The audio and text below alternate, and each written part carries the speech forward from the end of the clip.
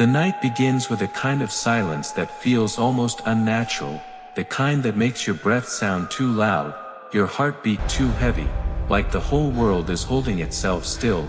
Picture a graveyard stretching out farther than the eye can see, every headstone catching a faint silver glow from a lonely moon hanging low in the sky. The wind moves slowly, dragging across the untouched soil like it's brushing against hidden doors beneath the earth. And under one of those cold patches of ground, something stirs, a soul wakes up, confused, trembling, feeling that first punch of terror that comes when you realize you're not in the world you once knew. There's no phone buzzing, no voices, no streetlights, just an overwhelming sense that everything familiar has been stripped away. Then, something shifts beside them, not footsteps, not wings, just a presence. Subtle at first, like a shape forming out of darkness. It's not a person standing there, and it's not an angel illuminating the grave. It's something they knew, something woven into the quiet moments of their life, something they whispered while lying in bed, exhausted after a long day, something they recited during late-night drives when the world felt too heavy, something they held on to through heartbreak, guilt, anxiety, and all those private battles nobody else ever saw.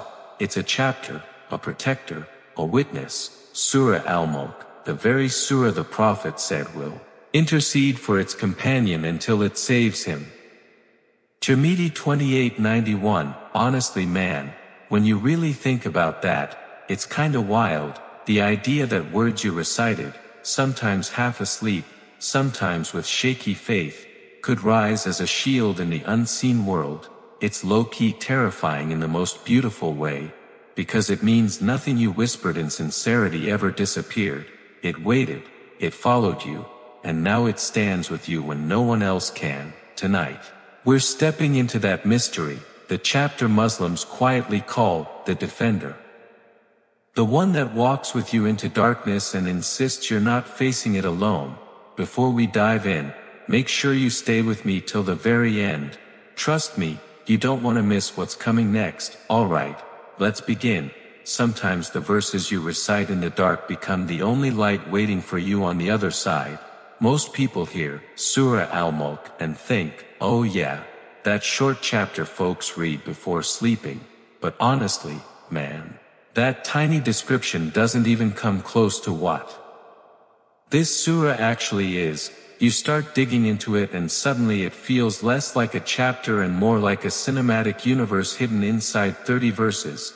It was revealed in Makkah, a time when faith was raw, pressure was high, and every revelation felt like a lifeline dropped into the darkness. And inside those lines, you get these visuals that hit you straight in the chest, stars slicing through the black sky like blades of light, skies stacked on top of each other like secret realms layered beyond human reach, angels guarding gateways lit with fire, like cosmic sentinels keeping watch over unknown dimensions. The whole surah feels like creation itself is whispering in a language just out of your grasp, close enough to sense, but never close enough to fully decode.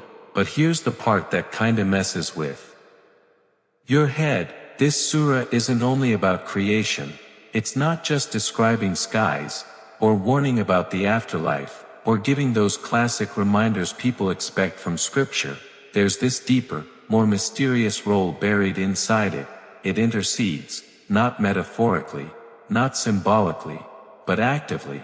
The Prophet described it almost like a lawyer stepping forward when your voice fails, or a loyal friend putting a hand on your shoulder at the exact moment the world turns silent. Tirmidhi 2891. Imagine standing on Judgment Day, the terror, the uncertainty, the sheer overwhelming weight of it, and a surah you recited in the quiet corners of your life steps out to defend you. That's why this chapter hits different. It's not just information, it's company. It's not just verses, it's protection with intention. So where did this belief come from? What does it truly mean for a chapter to stand up for someone? And why does Surah Al-Mulk feel like it carries a hidden pulse beneath every verse? Let's slip deeper into its layers. Surah Al-Mulk holds a weight that goes far beyond its position as the 67th chapter of the Quran. It was revealed in Mecca, a time when early Muslims were under relentless pressure, mocked in the streets, dismissed in markets, and constantly underestimated by those in power. But instead of responding to ridicule with arguments or confrontation, Allah revealed something far more profound, a chapter that pulls back the curtain on the universe itself, showing not just creation, but the invisible mechanics of life, death, and accountability. Imagine being in the dead of night, listening to verses that feel alive, almost like they're reaching across the centuries, touching your mind and shaking your perception of reality. The surah doesn't just speak, it confronts, it provokes, it awakens the soul. The opening verse hits like a lightning strike. Blessed is the one in whose hand is the dominion, and he is over all things competent. Quran 67:1. On the surface, it's simple, but when you let it sink in, the weight is enormous. Dominion, not just fleeting authority, not political control, but existence itself. Early Muslims, stripped of wealth and power, would hear these words in the night and feel something shift inside. You're not powerless, it whispers. You are backed by the one who owns everything. That verse alone became a lifeline, a quiet anchor in the storms of life. Then comes the verse about death. He created death and life to test you. Quran 67:2. Notice the order, death first. Scholars like Ibn Kathir explain it as a reminder that death is not the end, but the doorway to the real existence. The surah is almost teasing you. Start with death. Life is just the hallway leading to it. It's a strange gift, terrifying, humbling, and strangely comforting at the same time.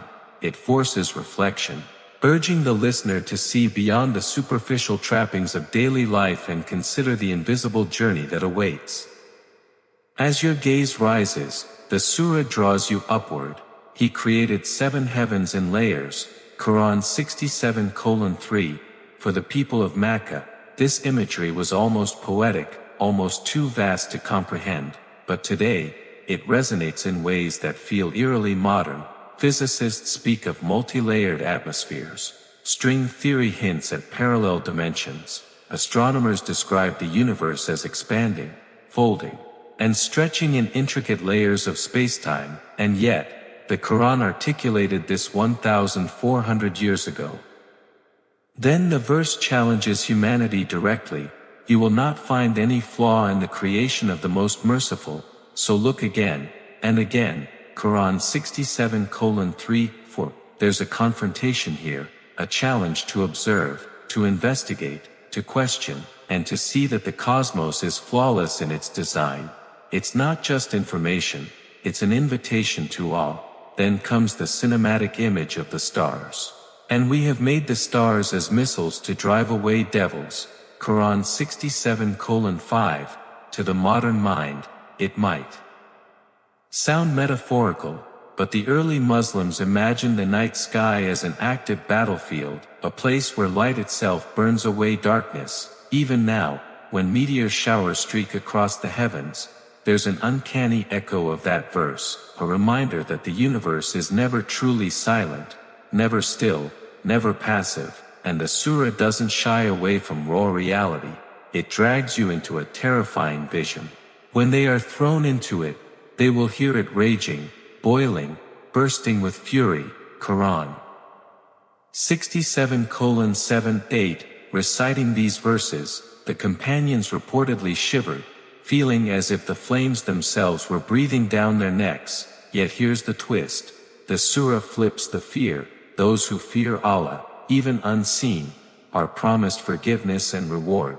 Quran 67:12. That fear isn't terror, it's awareness, a pulse of humility, a quiet whisper that you are being watched with mercy, not just judgment. The surah also turns the ordinary into extraordinary, birds soaring above, suspended by invisible forces. None holds them up except Allah. Quran 67:19. The earth beneath you, capable of swallowing you in a moment. if it were to swallow you, who could stop it?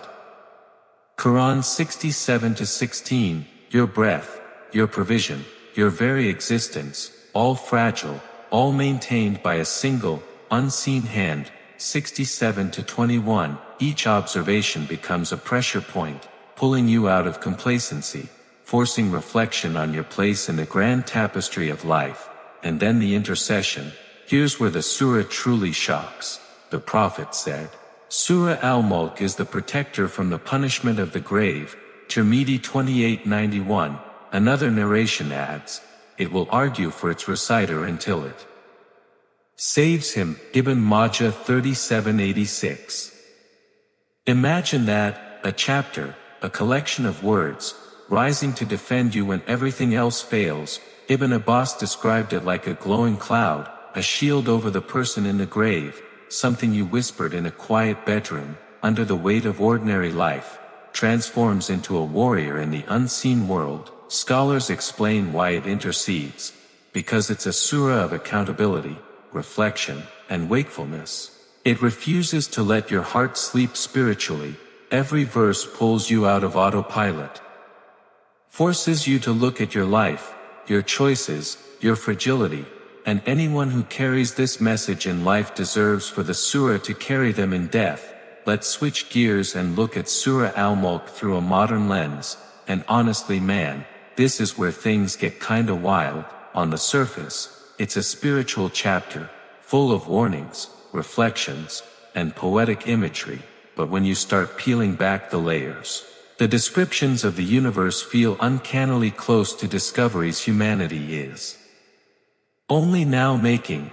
It's not a science textbook, no, but the way it talks about skies, stars, and even the earth itself resonates in ways that make you pause, like the Quran is nudging us to look closer, to question, to investigate, to not just accept the world at face value. Take the verses. You will not find any flaw in the creation of the most merciful, so look again, and again. Quran 67:3-4. It reads almost like an instruction manual for scientific inquiry. Astronomers today spend billions on telescopes, satellites, and probes, scanning the heavens, peering deeper into space, trying to uncover patterns and mysteries. Every time Hubble, James Webb, or Euclid sends back images of distant galaxies, humanity responds, alright, we're looking, and every time we look, the universe doesn't get simpler, it gets bigger, stranger, more precise, almost fine-tuned in ways scientists admit they can't fully explain. That's literally the essence of the verse, an invitation to observe, to study, to marvel at perfection in creation. Then there's the idea of layered heavens. The Quran describes 7 layers, heavens, above heavens. 67:3. Modern science now identifies at least 7 distinct atmospheric layers: troposphere, stratosphere, mesosphere, thermosphere, exosphere, magnetosphere, and ionosphere.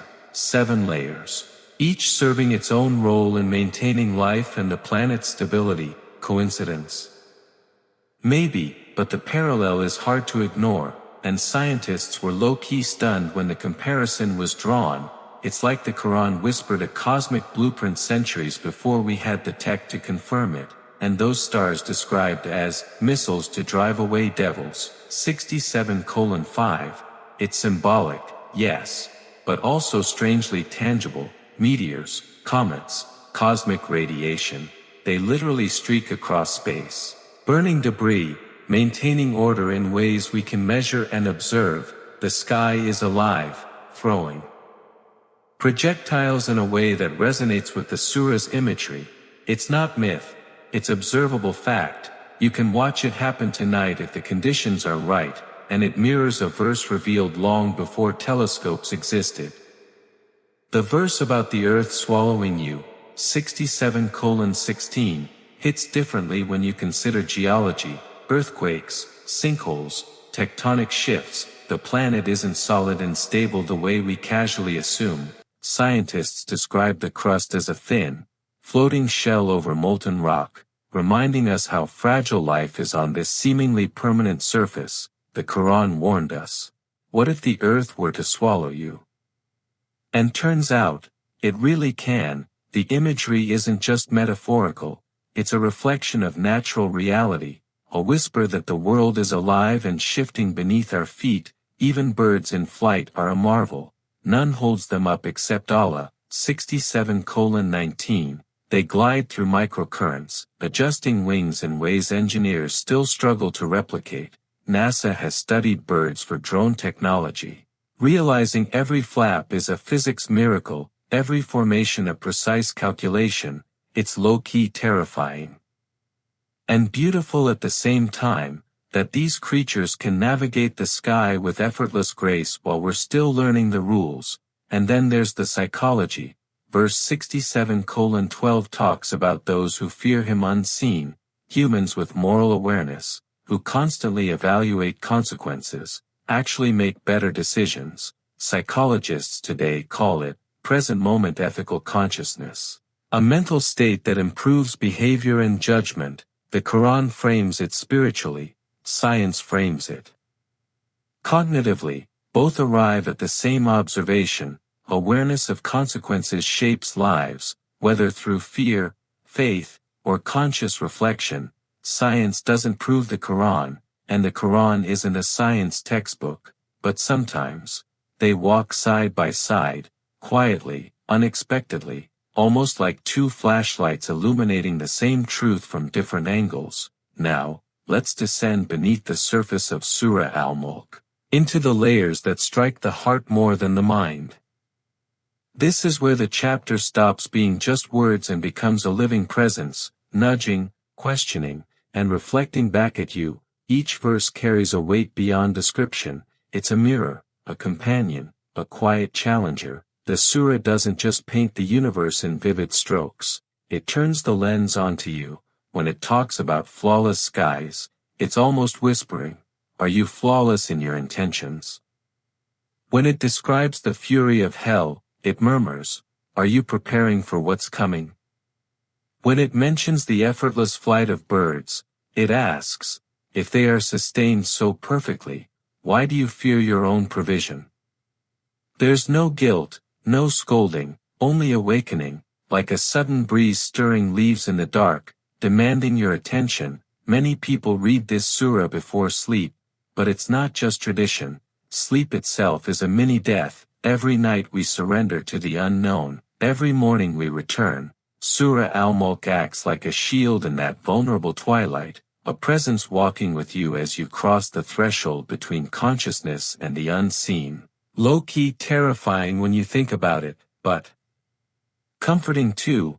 It's a spiritual armor, quietly standing beside you as the world fades. That's why the Prophet emphasized its nightly recitation. Protection doesn't always roar, sometimes it whispers, steady and unseen. The concept of intercession in this surah carries deep symbolism. Imagine walking into a courtroom, heart hammering, knees weak, and a figure steps forward. He lived with my words, he carried me. Now I will carry him. That's the essence of Al-Mulk: loyalty, consistency, spiritual companionship. It rewards quiet dedication, the things you carried in your private hours when no one was watching. The surah becomes a witness, a friend, a protector, a force that remembers the sincerity hidden in mundane devotion. There's a parable that captures this perfectly. Picture a man who keeps a tiny lantern by his bedside. Night after night, he lights it, even when he's exhausted, even when the world mocks him. It's just a tiny light, what's the point? He continues, steady and quiet. Then one day he dies. The darkness is absolute, thick enough to choke, but suddenly, that same lantern appears beside him, blazing brighter than the sun. It was never small. The man had been fueling his own protection all along. Surah Al-Mulk is that lantern, small in form, immense in effect, guarding the unseen corners of existence. And here's why it resonates today. Modern life numbs spiritual awareness. Notifications replace reflection. Screens replace stars. Noise replaces silence. Surah Al-Mulk interrupts that rhythm. It calls for stillness, for awe, for awareness. It reminds us of fragility, and simultaneously, mercy, in a world where people feel unseen, unheard, overwhelmed. This chapter quietly whispers, "You're not alone. You're protected in ways you can't even imagine." The words are simple, but the presence is profound. So how does Surah Al-Mulk hit in today's hyper-connected, fast-moving world? Let's step into a few scenes. Picture a young man coming home after a brutal 12-hour shift. His body aches, anxiety gripping his chest like a vice. He collapses onto his bed, exhausted, and softly recites Al-Mulk. No grand ceremony, no spotlight, just a quiet murmur before sleep. He has no idea that this small, personal act is weaving a defense in the world beyond, a shield for a reality he cannot yet see. It's subtle, unseen, but potent. Or imagine a student scrolling endlessly through her feed, drowning in negative thoughts and comparisons. She finally sets her phone aside, whispers the surah under her breath, and a strange, soft calm settles over her. It's not a cure for depression, not a fix for the noise pressing from every angle, but it's a reminder. You matter, you are seen. That quiet assurance has a weight all its own. A recognition that echoes far beyond the room she sits in. Then there's the traveler alone in a foreign city, strange streets, unfamiliar faces, a quiet hotel room. He opens his Quran, reads Al-Mulk, and suddenly the words feel tangible, almost like a coat of armor wrapping around him. Safety isn't about walls or locks. It's about the unseen companionship of a surah recited in sincerity, a protector quietly standing at his side. We live in a digital hurricane, everything instant, everything loud, everything demanding attention. Surah Al-Mulk teaches slow reflection, urging you to look again, think again, breathe again. It's low-key the antidote to the modern breakdown, a gentle pause in the chaos, a reminder that presence is more than physical. Now imagine this happening right now. Your last night alive, your phone battery at 4%, lying down exhausted, you recite Al-Mulk. That simple act becomes the invisible force standing between you and terror in the unseen world. That's impact, that's relevance. That's mercy, quietly moving alongside you, even when you don't notice. Maybe the greatest protections are the ones we never realize saved us, and so we circle back to that graveyard under the cold, silent night sky. The earth is still, the moon casts a pale glow over the stones, and a lonely soul stirs beneath the soil, waking to a world stripped of comfort. Fear wraps around them tighter than anything they've ever felt. The uncertainty, the isolation, the sheer weight of existence in that moment. Then, almost impossibly, light rises beside them, a presence, a chapter, something they recited when no one was watching, whispered in the quiet corners of their life, now standing as a guardian in the darkness. That is the secret of Surah Al-Mulk, not myth, not exaggeration, but a promise woven into verses, alive with protection. Allah tells us, whoever fears him unseen will have forgiveness and a mighty reward. Quran 67-12. These words are both a warning and a comfort, a call to awareness, and a reassurance that the unseen is alive with mercy. Recite it, carry it, let it walk beside you in life so it can rise for you when no one else will. Ya Allah, let this surah be our shield, our comfort, our intercessor. Protect us in the grave, on the day of judgment, and in every unseen moment of fear. Ameen.